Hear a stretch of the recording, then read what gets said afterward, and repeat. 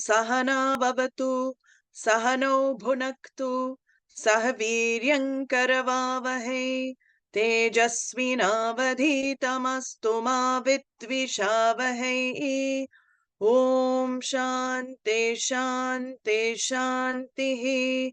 Gurur Brahma Gurur Vishnu Gurur Devo Maheshwaraha Guru Sakshat Param Brahma Tasmai Shri Gurave Namaha.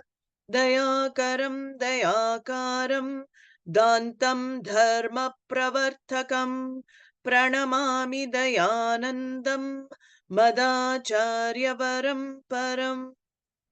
Om Gam Ganapataye Namaha. Om Gam Ganapataye Namaha. Om Gam Ganapataye Namaha. Vasudevendra Yogindram Natva Jnanapradam Gurum Mumukshunam hitarthaya Tattvabodho bhidhiyate Sarva Vedānta Siddhanta Gocharam Tamagocharam Govindam Paramanandam Satgurum Pranatosmyaham. So we were seeing a very important value, and this value also goes with the next value. So they usually come together. We'll see the connection this week, and that value is kshama. This value of kshama is for the preparation of mind for the self-knowledge to take place. So it's one of the qualifications. We call it adhikaritvam, which is a qualified individual, qualifications for the self-knowledge to be assimilated and to bless one in one's life and living. So kshama is what we were saying. Swalakshe niyatavasta manashama uchyate. That was the description given in the Vivekacūḍāmaṇi. And in the Tattvabodha, what did Adi Shankaracharya say? He says, Mano Nigraha. So we had, we had put these two concepts together, and Shama is the ability to manage your thinking patterns, the thinking patterns in the mind, and also resolve certain negative, aspects of thinking. There is another verse in Vivekacūḍāmaṇi which is important to understand with this, and that is going to nearly the end of the book. As we, as I said, there's over 500 verses in Vivekacūḍāmaṇi, but in 328, sometimes there's different reading, 329, Adi Shankaracharya says, saṅkalpaṃ varjayettasmātsarvānarthasya kāraṇam apathyāni hi vastūni vyādhigrasto yathotsṛje. He says here very clearly, one should give up entertaining thoughts constantly about sense objects, because this constantly entertaining is the root cause of all unpleasant and unwanted in life. He uses the word anartha, which means unpleasant, unwanted. Just as, and he gives an analogy, like you're a victim of a disease, you have an illness, and the doctor has advised you to give up all these edibles, prohibited edibles. He's asked you to give up. What will you do if you have the disease? You will give it up. So he says it very, very strongly here. It is a giving up of these unwanted sense objects. And we saw that it is moving from living very impulsively in life, without even thinking. I just do. Thought comes, I do, I act. Or very mechanically, another type of, repeated activity because of habit. Like, you're watching a movie and you're eating popcorn. If you remember in the movies, you go and there's this big, sometimes huge carton of popcorn. What happens? You're so engrossed in the movie, you don't realize within 5 minutes that the popcorn has gone and you're not even hungry. It is mechanical. So these are the two types of behaviors that for spiritual life, they are not very conducive for spiritual growth.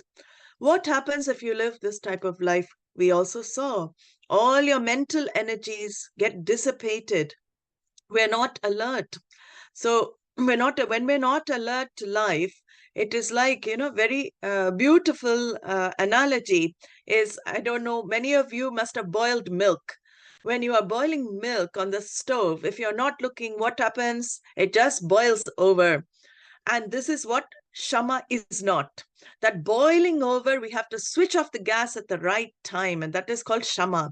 The switching off of the gas before the milk explodes, boils over, and then you have a big mess to clean up. That's another thing. So it's a very appropriate example. We don't want to clean up that mess afterwards. So alertness means the milk of the mind should not boil over and should not create a mess in your environment. So we saw this is another way of understanding Shama. And another important thing I had brought in is that one has to manage the mind without being judgmental about oneself. This is a big thing in the scriptures. Self-condemnation, self-hatred, self-loathe are what we are trying to come out of. Now, if I'm putting more pressure on that self and giving, I'm very hard on myself, Atma-jnanam, or the understanding of the real self, is very far away. So this is an important aspect also discussed in the scriptures, whereas I have to learn to accept and love myself, whatever I am, this because of an order. Bhagavan has created also this body, mind, sense complex. Of course, when I see dirt on the rug, I don't sweep it under the rug. That is not a good thing to do. But I don't get affected by the dirt also. So we saw that we don't suppress or bottle up our emotions, but at the same time, we have to address them. Without addressing the emotional aspect of your life, this, again, Vedanta cannot stay. It will be with you. It can be heard again and again, but for it to bless you in your life, some work has to be done with the emotional aspect of the self as well.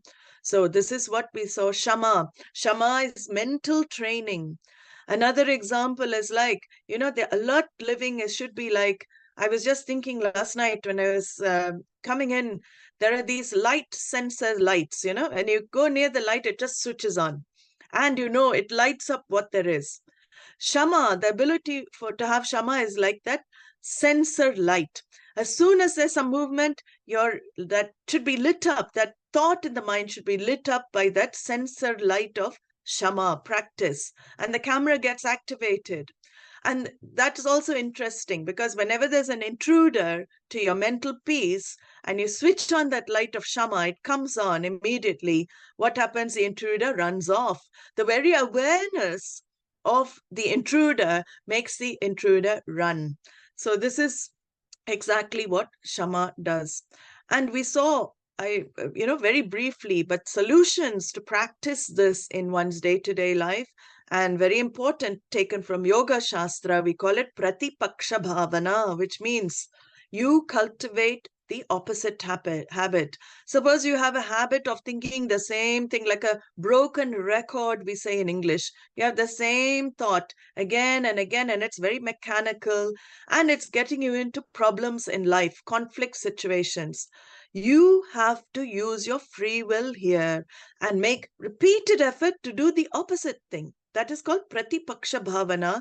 Fake it and make it, Swami Dayananda used to say. In this area where it is for self-growth, you can definitely fake it and make it because you want to be successful in the spiritual life. It is for your self-growth.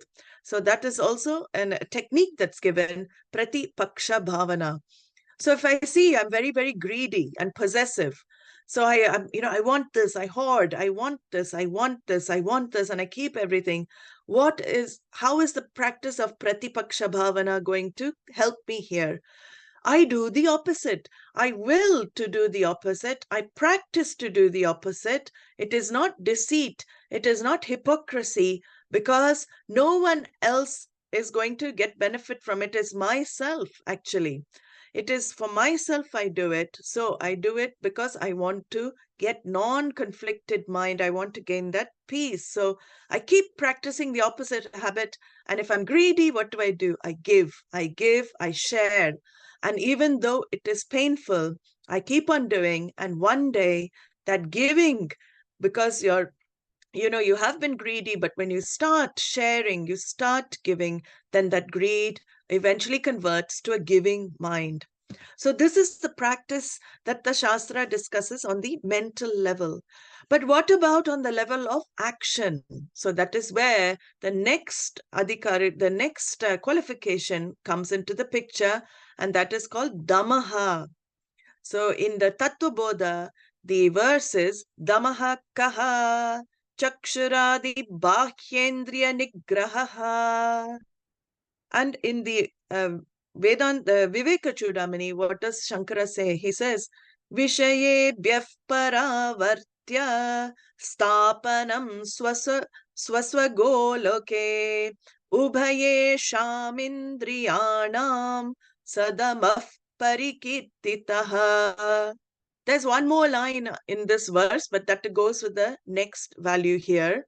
He says very clearly here, you have to steer all the organs of action, the organs, sense organs, which are the external expression of human interaction. So the sense organs are the organs of knowledge, and the organs of action are what I act with in the world. We'll see that in a little depth. So you have to purposefully, using your free will, rein in those organs and place them, Shankaracharya says, in their respective centers of activity. This is called self-mastery, self-control. If you want to use that word, that control, you have to be very careful understanding control. We're not in control of anything, but master my organs. So if I'm sitting, suppose, some people have this habit, if they're waiting in the doctor's waiting room or they're sitting, their leg will be constantly going up and down and they'll be fidgeting. They cannot keep still. Shama begins also keeping your organs of action still. When you want to keep it still, they should be still. So Shama deals with the inner instrument. Sorry, Dhamma I'm talking about. Dhamma is keeping the organ still. Shama deals with the inner instrument, the antahkarana. We don't brood over the sense object, but Dhamma deals with the external instruments. So if the mind wants to go out, suppose the mind, you're not able to manage that thought with Shama, then what happens? Mind wants to go out and do something now. So on the level of sense organs and organs of action, what do I say? I say no. Just say no. So this is one interpretation of this Dhamma. There are some acharyas explain it as Dhamma first. Dhamma means I stop on the levels of the sense organs and organs of action first, and then I process the desire. But the problem with this interpretation of Dhamma is what? You should see that it could lead to suppression. So we're not talking about suppression. That is why, very cleverly, the Tattvabodha and, Adi Shankaracharya put Shamaha first, because it is best to become aware of the mind first and the desire to react to the external. Become aware of your mind first. Then, with knowledge, you can deliberately choose to avoid that action. You can deliberately choose to resist that sense, sense restraint. You can deliberately choose to resist that sense pursuit. If you think about it, enjoyment also is an action. Anything, you say you enjoy, immediately the joy arises. Why? Because you react to something pleasant. It is based in your raga. You love something and you react to it, and that is called pleasure. That is called enjoyment. So again, it is a mechanical habit. We're not even aware of it. I like this, I get it, I gain it, I enjoy it. That's it. That's a way we live in our lives. Other reactions also, anger, greed, all of this. But dama means keeping the body and the senses under check. So all your external instruments, if you feel like, the mind is, there is some unpleasant sight as you're walking down in the park and you see something very unpleasant. What should I do? Usually the mind wants to go after, what is that unpleasant thing there? Let me go and see. I have to go and see what's happening. Now, dama means no. I am not allowing any junk through my eyes. I am not allowing any junk to enter my system. Let me go the other way. That is dama. Generally, what we like to do is, even with hearing, if there's some gossiping and something going on, something very interesting we find, then the feet will automatically guide the ears to that location of gossip. I'd rather listen to that. But then some discourse is going on in the next room. But no, I want to know what's going on there in the kitchen. Let me go and chat with the ladies. And, so this type of thing is dhamma, avoiding this going of the senses, going out. In Tattvabodha, he says, Bahyendriya, which means the organs that deal with the external world, nigrahaḥ, mastery over them. What are these organs that deal with the external world? So we have our eyes, which, form and color, eyes, ears, nose, taste, and touch. These are the jnanendriya. In Sanskrit, they're called jnanendriya, organs of knowledge. Why? Because very beautifully, they bring in knowledge of the external world. So they're called organs of knowledge. And so they're the data input in my life. Then what is the output? How do I react to that data? Then you have the karmendriyanis, which are the organs of action, instruments of action. And these are the hands, the legs, organs of procreation, organs of excretion. So all of these organs where I deal with the external world, these are called karmendriyani, which we will see again in the text, it will come up. So this is very interesting to see. How do I allow things in, right? What do I let in? Generally, when I let something in, when I accept something, it is based on my raga. Raga based raga based is what I accept. If I let it in, sometimes I don't want something, but there's some raga in me. I have to check.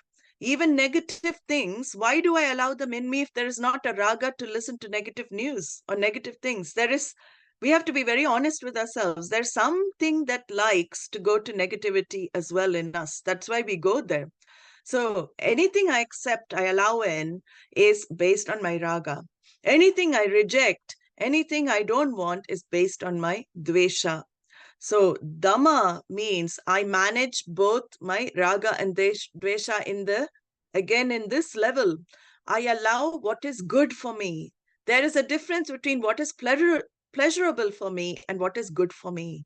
I allow what is good for me inside me. I do not allow, I have a sign, like Swami Chinmayananda said, he used to say, have this sign, no entry without permission. It should not come in. So that is called Vyaādhigrasto. And when you do this, willpower develops. You find immense Shakti, immense willpower that you get. So managing your senses, and here Adi Shankaracharya beautifully says, you rein them in and put them in their own place. When the eyes are meant to be here, they're not meant to be outside. Put them back here when they're not meant to go out. Put the ears back, meaning the power of the senses is in your hands. The ears, they are open. We can't help it. So Bhagavan has not given a lid for the ears. At least for the eyes, he's given eyelids. He has not given closure for the ears. For the mouth, he's given a big closure, which has to be used for many of the times, and it's not used. Mouth is also, you can close. Touch, of course, it's all over the body. You can't close that.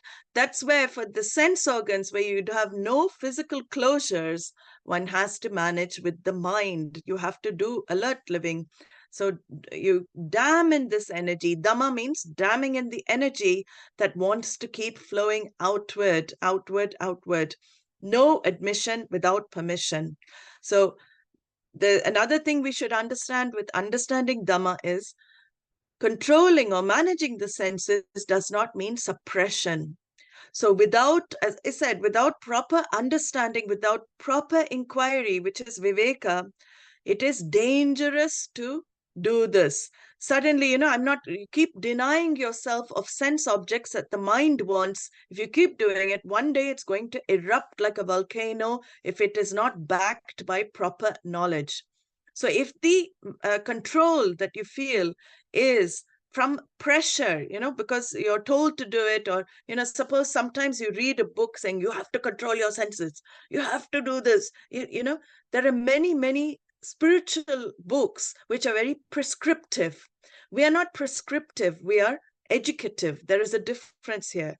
When you're educated to why it is good for you, you can use your free will to take the decision. So control should not be out of a feeling of helplessness and pressure, because when the pressure to rein in the senses is there, the blowing up will happen one day or other because it has not been assimilated. So that is why Shama becomes very, very good. Shama means here, first of all, when the thought arises, the buddhi should kick in, intellect me, the adult me should kick in. What will the child me do? The child me will immediately go after that thing. The child, if you see children, it's like that. You like something, go after it. Like something, go after it, get it. And there's no thinking there.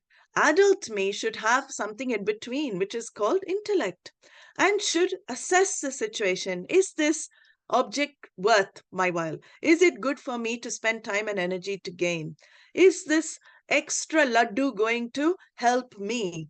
I've already taken 5 laddus. Is the 6th laddu going to bless me? No, this is what I have, the Dhamma, sense. What's that tongue?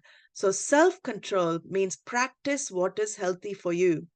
And this is where I want to talk about a famous experiment that was done by the, Stanford University professors, and many of you have heard of it, and it's called the marshmallow experiment. So marshmallow, for people who don't know, are these very soft, squidgy sweets that you get, in the West there, and they're very tasty, very soft, and a bit chewy as well. And this experiment showed the value of delayed gratification. This children, what happened? The professor offered a marshmallow to a set of children. I think they're very young, 4 to 5. They don't know much. And he told them, explained very clearly, you can have this marshmallow on the table, or if you wait for 15 minutes, I will give you 2 marshmallows if you can wait for the sweet. So what happened? The choice was very easy for the child. I have the treat and I experience immediate pleasure right now, or I wait for a little while and I have double pleasure, right? I experience 2 marshmallows. So what happened? He left the room, and I have not seen the videos of it, but it's quite interesting. It is noted in some children could not contain it. They were looking at the marshmallow and just gobbled it up immediately. Like a lot of the children did that. So the next type of child, little bit of fidgeting, and they were looking at the marshmallow but looking away and fidgeting, and then next minute they grabbed it and ate it. So they little bit longer, these children were able to wait. But they eventually gave into temptation. They could not avoid. The third type waited, very few of them waited for the second marshmallow. They waited till the professor came back and they were given 2. Now, why is this important? This is not the interesting part. Apparently this experiment was done over 40 years of those children's lives. So it was assessment over a 40-year period. And what the researchers found when they tracked the child's growth into adulthood, the children who had delayed the gratification, and they waited to receive the second marshmallow, then what happened? They got higher exam results, they found, and they had higher achievement in all areas of life. Even their response to stressful situations were much less than those children who had eaten the marshmallow immediately. You can see, interesting child, how it develops, how it determines how you are as an adult. It's very important. Also, the ability to socially interact with people, all of this based on that one test. The children who delayed their gratification for this last marshmallow, they had better quality of life, better life in future. So those who waited patiently, they succeeded in whatever they were doing in later life. So what did this show? This is a very good example for dama. Dama is the ability to delay your I can't say that word. Yeah. Delay your satisfaction in life. It is critical for success in life to delay. It is critical for any form of success. And success always comes to choosing what is more difficult to do over what is easy. This is another thing. What is difficult, we always avoid, put off. Here, Dhamma, practice of Dhamma is what? Do what is more difficult first, and then you can do what is easy as well. So this is a very important, aspect of Dhamma, that ability to manage your mind before the organs of action goes out. You stop. The shama has to come in there and say stop. Another idea with Dhamma is moderation. So denial is the first thing I said. Moderation is also very, very important. Do what is right, not what is easy. That comes in the training of the baby of the mind. So we'll take an example. All of these are important day-to-day examples. Suppose I consume a lot of chocolate. I love, I see the bar of Lindt chocolate, very nice Swiss chocolate, and I just think I'm going to have two slices, two little, pieces of it. What happens? The tongue is drooling for more. So I say, oh, another 2 pieces, that's not a problem. I'll have another 2 pieces. Then my taste for sugary items, it increases, without me seeing the harm of what sugar can do. My knowledge actually goes for a toss. I know in my mind that it is not very good for me to keep eating this chocolate. But what do? Because of the tongue, I'm not able to do Dhamma. I keep going after. So moderation also is an important aspect. I take a little bit and then I say no, not keep eating. So desire, to moderate my desire, what do I do as well? I have to see the limitations. We saw that of taking the chocolate, taking 1 piece, taking 2 pieces, taking the whole bar. Sometimes people eat whole bars at once. I have to see that is all, going on my system, not very good for health as well. So I have to refuse to consume. I rein in those organs of action. And you see, the value for restraint is always because of the teaching, because of knowledge backing your restraint. Where there is no value, there will be no restraint. So without forcing myself, without suppressing certain things, with knowledge, I restrain myself from acting. And the best place to begin is a very important organ, which is given prime position in organs of action and organ of knowledge. It's a very interesting organ, actually, that we all have. It is given 2 places in the Shastra. It is an organ of action. It is also an organ of knowledge. What is that organ? The tongue. Vak. Tongue is very, very important in our scriptures because Vak tapas. Many of the texts talk about Vak tapas. So there's a chant, a Shanti mantra, which beautifully says, Vang me manasi pratishtita, mano me vachi pratishtitam. So this Vang me manasi pratishtita, may the words rest in my mind, may my tongue rest in my mind, and may my mind rest on the tongue. What does that mean? It means be very careful what you say, how you say, to whom you say. Vak tapas first begins with my tongue, because verbal hurt can be worse than any physical hurt. We all have experienced, I'm sure, as human beings, times where my mouth has moved before my mind. And we have regretted a lot what has come out of that mouth. And I've not been able to undo, maybe, many times what has been done through verbal hurt. So this is where Dhamma becomes very, very crucial as a first step to practice. My filtration system of what comes out of my mouth should be my buddhi, my intellect, my emotions first. That's why we always say, before the mouth moves, leave that place. Don't need to be there. If your mouth is going to open and vomit out all negative things, don't make other people victim of your anger. Leave that place, go and assimilate that.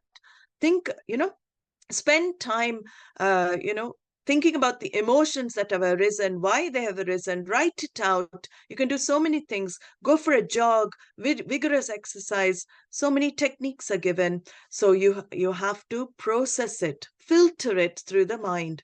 So even if the emotion is there, Dhamma means you stop it from manifesting so it doesn't become, other people don't become victims. So silence becomes a very, very important thing to practice in spiritual life. Silence meaning you're not always, with the mouth shut.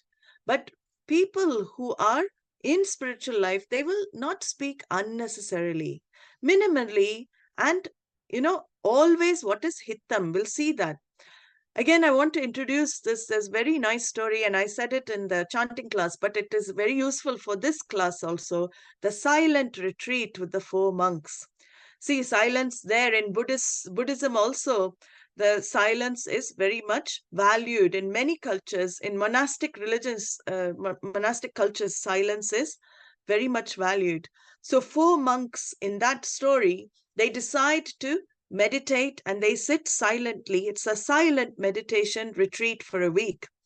And the first day, everybody, like with everything, everybody is enthusiastic and they're really taking time and, they're patient and they meditate and nobody says a word. The whole day, everybody is quiet. Then suddenly what happens? Nightfall, and the candle that they had lit, what happens? Suddenly it starts flickering and then it goes out. And what should have they done? Should have continued sitting in silence, sitting quietly. But what happened? One of the monks, the first monk, he said, "Oh no, the candle is out." So he breaks the silence. Again, Dhamma, no Dhamma there on the tongue, because already thought has come. Is he watching his practice, or is he watching the candle? So we'll see. Then he said, "Oh no, the candle is out." Then the second monk, he should have kept quiet. All of them should have kept quiet.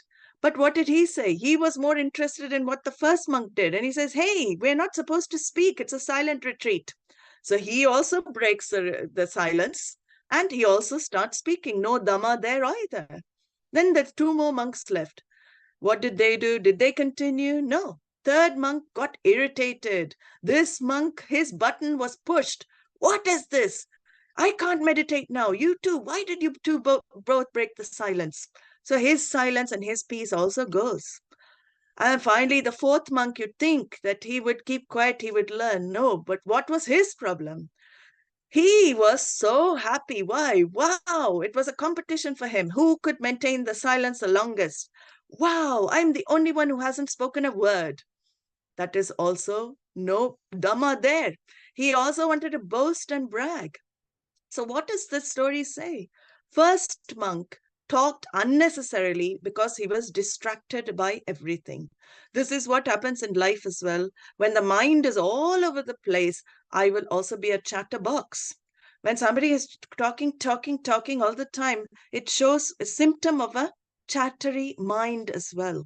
So this is where I learn, not again self-condemningly. If I see I'm a chatterbox, I have been told by people in my life, I'm a chatterbox, not just my husband or spouse. Maybe there's a few who, have given you this feedback. Then maybe you should take it up and quieten the mind. The mouth will automatically become quiet. The second monk, what happened? He was more interested. This is another reason we talk in life.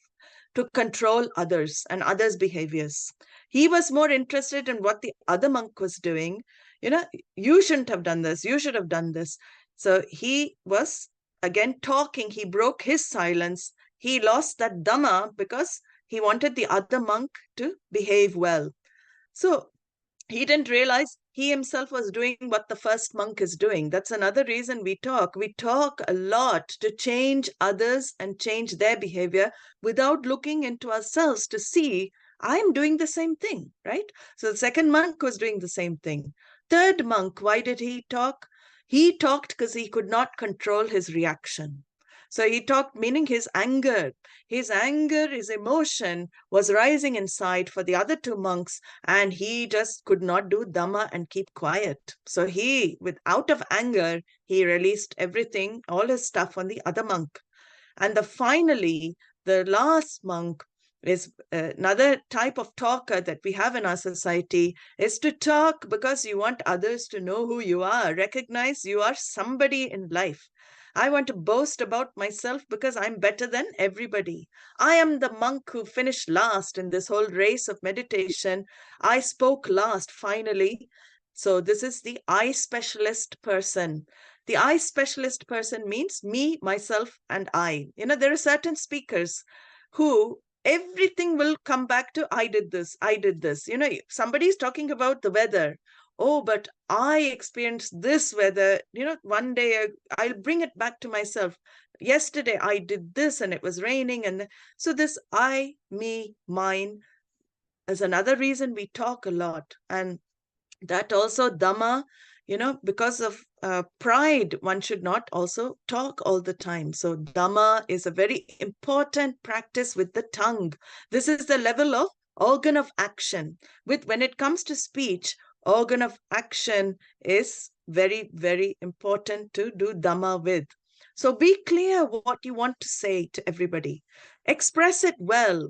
So that requires a lot of conscious thinking. You won't immediately talk.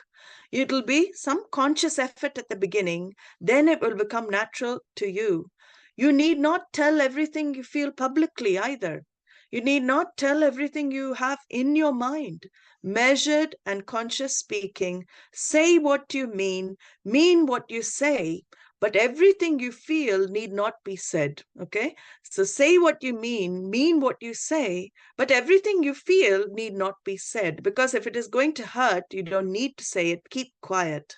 And if you feel one thing and you praise somebody, that's another thing we do unnecessarily, because you're thinking one bad thing about somebody, or you're thinking something negatively, and you're still praising that person in front. That is also hypocrisy. That you need not do that. We just keep quiet. We don't need to either praise or blame. This is all practice. So on the level of the mouth, vag indriya, it becomes very important, dhamma. Then in the Bhagavad Gita, Bhagavan says a beautiful verse, yada samharate chayam kurmongani vasarvashaha indriyan indriyarthebhyah tasya prajna pratishtita. One should be like a turtle or tortoise, to bring everything in under the shell. The sense organs are the entry gates, organs of action are the exit gates, how we deal with the world. So Dhamma is again bringing them back, as Adi Shankara says, in their own places, like a tortoise is able to withdraw at will. So Dhamma means don't do anything at the beginning, accept, and then process with Shama. So you have to rein in the external, external action and resolve your emotions, resolve the desires by doing some work on the self. So I used to use this phrase, quarantine your negativity in life. Wait for the disease to pass, and then you will feel freer. Without expressing it, you quarantine it, wait for the disease to pass. So this is Shama and Dhamma. They go hand in hand. Whether, always begin with the level of the mind. Watch the thought before it translates into action. If you find it is about to express itself in action, and you have to rein with your free will, rein in those organs using your free will. So Shama, Dhamma. Then the next value is called uparati, also a very beautiful value, and it has a lot of meaning as well. So in Tattvabodha, it is said, uparamaḥ kaha svadharmānuṣṭhānameva. And in Vivekacūḍāmaṇi, in the last line, he says of this 23rd verse, Bāhyān ālambanam vrittir eshaha upapattihi uttama. So here, upapatti in the Vivekacūḍāmaṇi is translated as self-withdrawal. Uparati is the condition where your thought modifications are free from influence of external objects. So you're with yourself, basically. You're totally with it, as they say. In the Tattvabodha, Adi Shankaracharya, the Shankaracharya has written, he writes, svadharmānuṣṭhānameva. He gives another meaning for uparati, uparama. So there are different meanings. We will go through each of the meanings. There he says, doing your duty is uparama, uparati. Doing your swadharma, doing what is to be done by you, the role you have to follow is called uparati, uparama. So we can see three meanings for this word throughout the scriptures. There are three meanings. Uparama, uparati are synonymous. The first meaning is sannyasa. So sannyasa means there is a renunciation in all senses. You give up all the roles in life. You give up all the emotional crutches you have. And this is uparati. The original meaning of uparati is this. But in today's day and age, that is a very minute population that can follow that. So it is not for everybody. How do we interpret this value for today's day and age? So renunciation is the life of withdrawal, ability to be with oneself. Then there is another way to be with oneself and withdrawing from all, withdrawing means withdrawing your mind from everything. And that is called karma phala tyagi. Karma phala tyagi. First one is a karma tyagi. The one is giving up the very role itself. Then the next type of understanding of uparama is karma phala tyagi, which means the one who desists from claiming the karma phala, the results of action. So the person who says, no, I will leave it for the Lord to decide. Whatever he manifests, it is in his hands. Let him do. He is the giver of the results. I leave the results in Bhagwan's hand. It is, in fact, who am I to leave it in Bhagwan's hands, if we think about it? Is he not manifesting anyway? It is only the ego that's saying, I leave it into your hands. No. He is already manifesting. I have no right to say, oh, you do what you want. He's already doing it. But it is for the sake of the ego. Ego cannot bear to be out of control. It is so difficult for this individual ego not to make all the decisions in life and not for things to happen the way the decisions are made. So that is why karma phala tyagi becomes a great way of developing that capacity for renunciation. That is real renunciation, actually. I leave it to you. I do my best. 100% I put into my role. Whatever role I play, 100% I put in. But Bhagavan, you take care of the rest.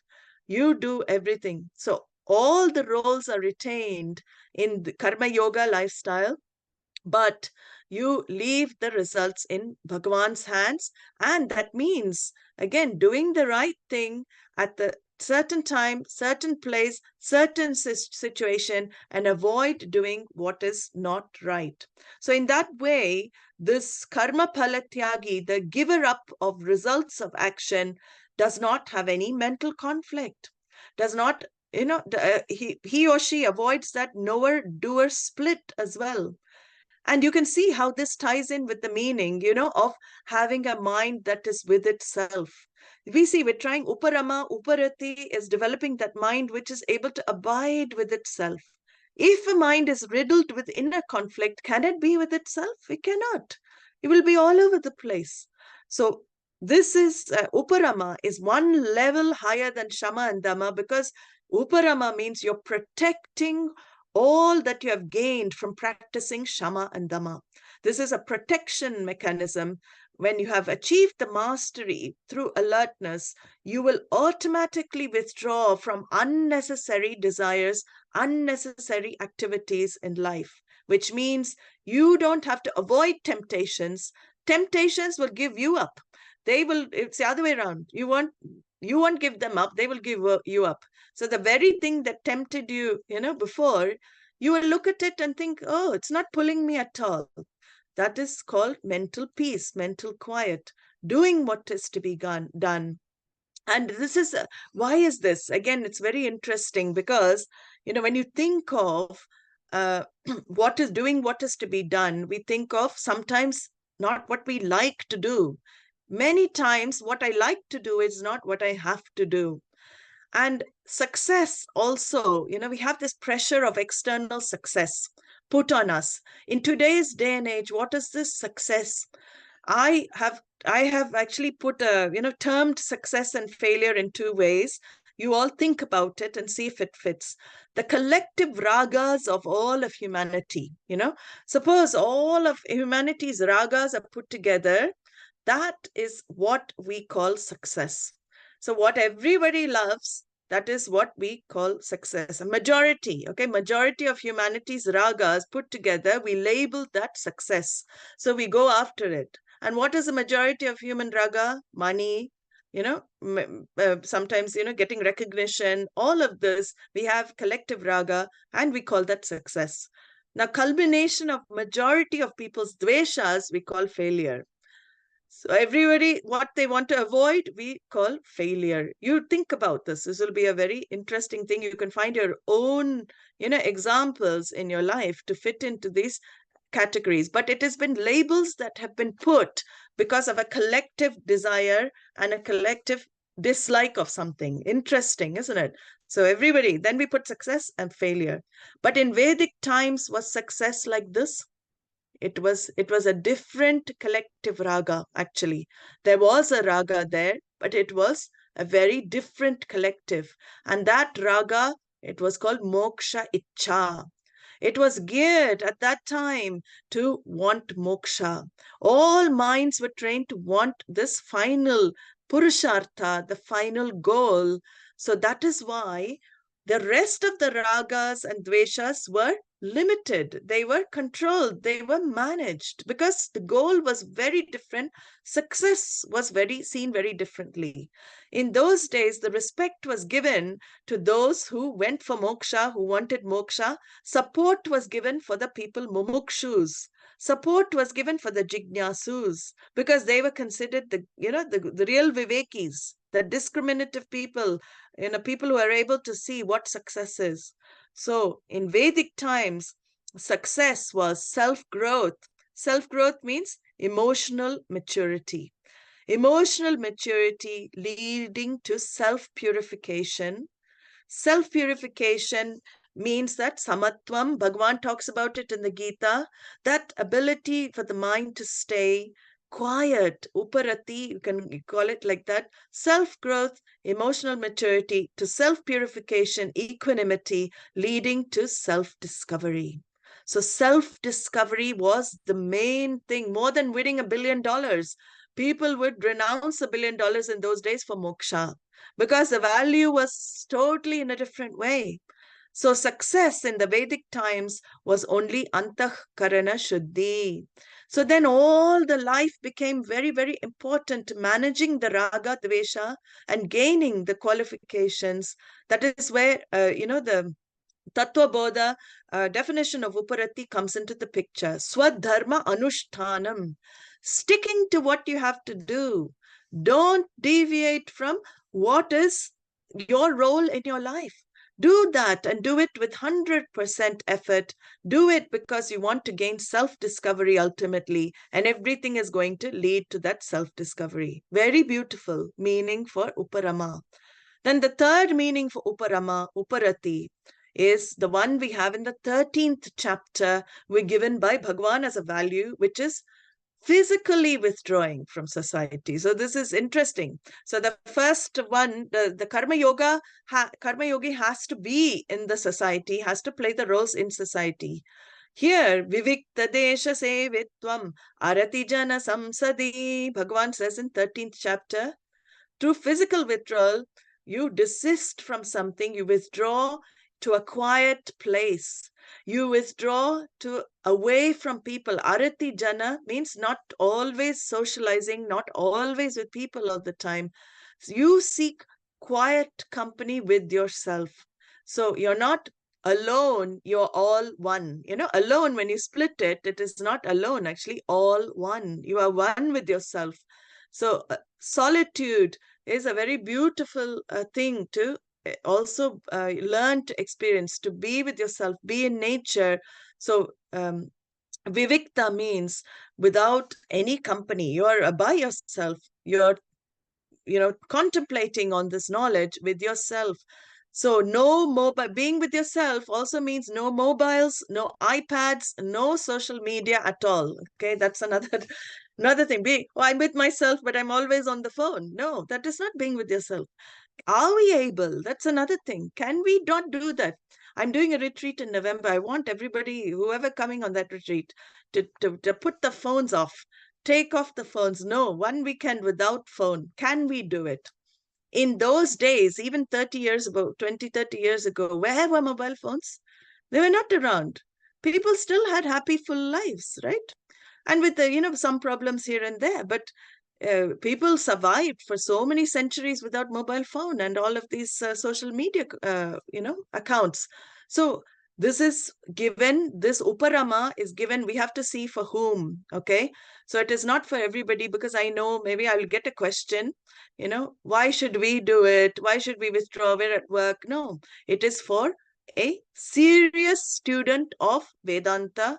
It is for a serious student of spiritual knowledge. You need time. What is this based on? You need time to look at yourself. Vedanta requires a lot of introspection. It requires a lot of inquiry, and you cannot do it in the middle of Oxford Street in England or in the middle of Connaught Place in Delhi. You cannot do that. It's very difficult with all the noise and everything happening. So we cannot, or we, as a spiritual aspirant, we should avoid getting trapped in the internet and get trapped in the internet. There's a difference. Internet. Get trapped in your internet, and you will find the real joy comes from that type of trap.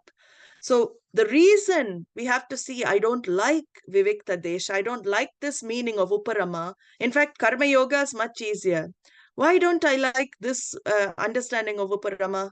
Because problems start surfacing if I'm with myself for a long time. The unconscious starts coming and I start feeling lonely. Swamiji used to say, there was a Swami who asked, who said, oh, I'm having, so many problems here and everything. I want to go to Himalayas, so quiet. I'll just be by myself. I'll be away. And so Swamiji said, okay, go try it. Try that, go there. So this Swami, he went there, and after 2 months, he came back to Puja Swamiji, and he said, what's wrong? You didn't like it here. You went there. What's the problem? So he couldn't handle himself there either. So, Swamiji joked, I love solitude. People say, I love solitude so much. There's only one thing it lacks: company. So solitude, so that type of solitude we should not go for. The solitude that lacks company. Yeah, solitude minus company, I should feel good about myself. I should enjoy the solitude. So that is why in India, ashrams exist. In the West, every place is like an ashram, because you live like that anyway, a very isolated existence here. In India, they had to create ashramas, places where people came together to get quiet, peace and quiet. Shramaha means exertion, effort, shramaha. Then ashramaha means where you relax, where you're with yourself, you're in quiet, you're in peace, your solitude. So we'll see a little more of that next week. But these are the meanings, the main meanings of uparama, and of course, shama and dama to be practiced. I had one question I wanted to just answer, because somebody had asked from last week as well. Shama, question is, satsanga is a solution for removing mala. So people within our karma circle, like aunt, this is a personal question, but it includes everyone, who are too negative and manipulative, can they be kept at a distance unless they need help? Or should we be regularly interacting with them as we do with others in the family and take it as reducing our prarabdha? So, very good question, actually. So, we do have relations sometimes who are like this. People do have to go through. So, that's why each person has to judge for themselves. Are you able to take that person objectively as prarabdha? Most of the time we are not. That's the thing, because inside there's a reaction happening. The very question comes because I'm not able to accept the person in my life as prarabdha.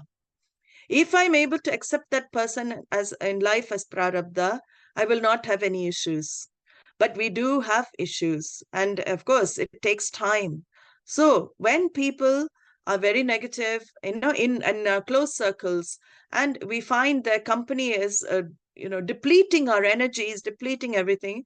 If you can keep the distance, better to keep distance. And if they do need help, you can always help, because we are objective, we help, but we can also keep our boundaries. In Vyavahara, important to keep certain boundaries with everybody, including family members, okay? So everybody, this is what I can do. And everybody should respect. That is a real harmony in living. Harmony in living with each other means I respect your boundaries, but you should respect my boundaries also. So if people start crossing your boundaries and you find that happening, you have every right to keep distant. You have every right, without hatred. Also remember the emotion you're doing it. Without hatred, without dislike, you keep your distance because it's not helpful for you.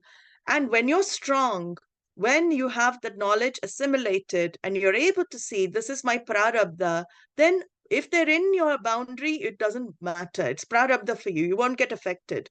But if I'm getting affected, I have to take action because I need to draw my boundary.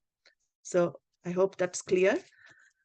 So any questions for next week, people can always write in and ask. And very important to look at the qualifications. These are things to be practiced within this week as well. You can see in your own interactions in the world, everything is for us to see in our lives. So you can see how much we can put this into practice in our lives. Hari Om. Wish you a very, very happy week ahead, peaceful week ahead, conflict-free week ahead. Hari Om. Om Sarve Bhavantu Sukhinah, Sarve Santu Niramayaः, Sarve Bhadrani Pashyantu, Ma Kaschit Dukkha Bhag Bhavet, Asato Ma Satgamaya, Tamaso Ma Jyotirgamaya, Mrityor Ma Amritam Gamaya. Om Purnamadav Purnamidam Purnat Purnamudachyate Purnasya Purnamadaya Purnamevavashishyate. Om Shanti Shanti Shanti. Harihi Om. Shri Gurubhyo Namaha. Harihi Om. And wait for the second marshmallow. Better things will come. Hari Om.